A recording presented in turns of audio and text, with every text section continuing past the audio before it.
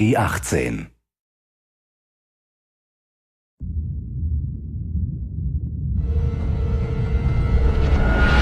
Hey everybody, Zachary Levi here in the heart of London's famous West End. Behind me is BAFTA, the British Academy for Film and Television Arts.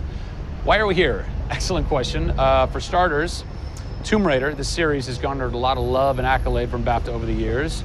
Some of the key players on Crystal's dev team are BAFTA LA members. And to top it all off, legendary video game composer Jason Graves is a BAFTA winner. We're going to catch up with him in just a bit, but first, a little trip to Raleigh, North Carolina, where we go behind the scenes at Jason's recording studio. These are the final hours of Tomb Raider.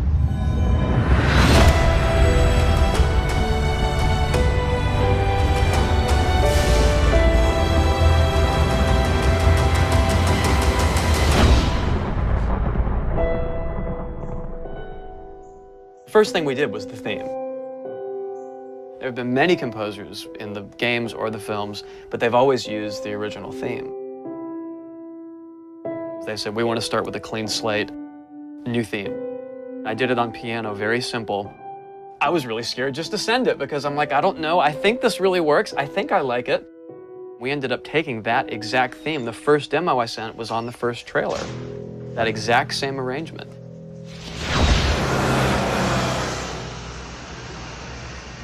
So, Jason, currently you're working on this reimagining of Tomb Raider. When you're taking on a new project, what are the things that attract you to that project? The heritage of a particular game, I think obviously. And don't even get me started on Tomb Raider. I literally almost drove off the road. I was on the phone with the audio director. Like, oh, stoplight! And I had to pull over a little bit to not hit the car behind me. What I loved about Tomb Raider, what really drew me to the project was they had no pre-existing conditions. Because they wanted to get out of what it used to be. They wanted something new, they wanted something fresh. Jason's done hundreds of games at this point.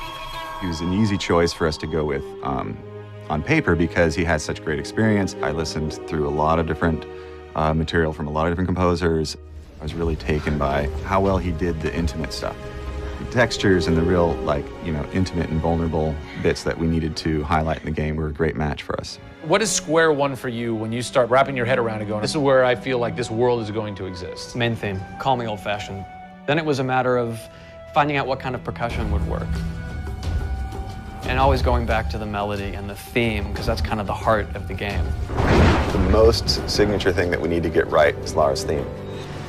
One of our big goals was that it can be used in any emotional context. What does it sound like? High action.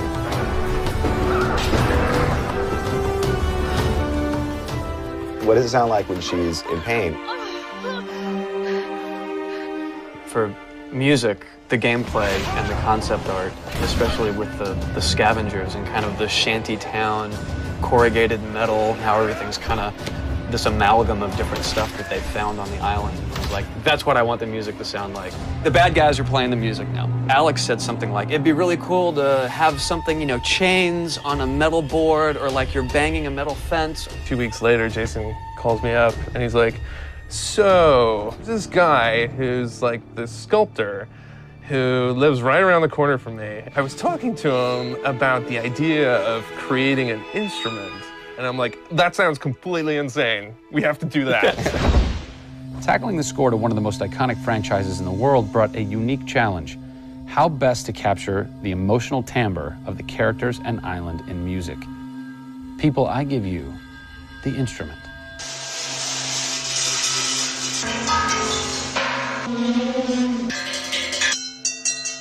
The instrument. I was going to let Matt determine the aesthetics. I was really only concerned about the sounds that the sculpture was going to make. Matt built this, which looks pretty much exactly like Laura's original homemade bow in the game. There's different timbres based on different materials. Metal, glass. It's a direct line from the plot, the characters, the story, the environment, straight to the sculpture. We always wanted the island to have that character in itself. Creating an instrument gave it this unique identity. It's got a voice. Yeah. The very beginning of the game is nothing but the instrument.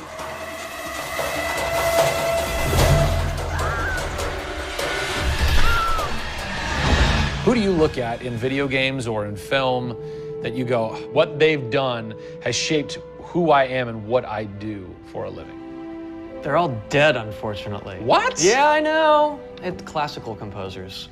All classical? Yeah, I'm kind of going directly back to the source. Yeah. Prokofiev's, Tchaikovsky. Even for some of the scary stuff, you've got Penderecki, who's a Polish composer. Actually, he's still alive. It kind of goes back to ballets or opera, which is kind of the precursor to film and video games. You know, they were telling a story. Yeah. And that's what I love about that music. It tells a story. Even if you don't know the plot, you can listen to it. And film music's the same way. It's tough with games to do things that are subtle. You want to make Lara relatable, make her realistic. Got another one. She went down over there. Tell her story from the beginning and show how she became the superhero she becomes. One of the first things that I ask any developer is the emotion. Because to me, that's the biggest thing that music can do in a tenth of a second. The music just, it nails the emotion.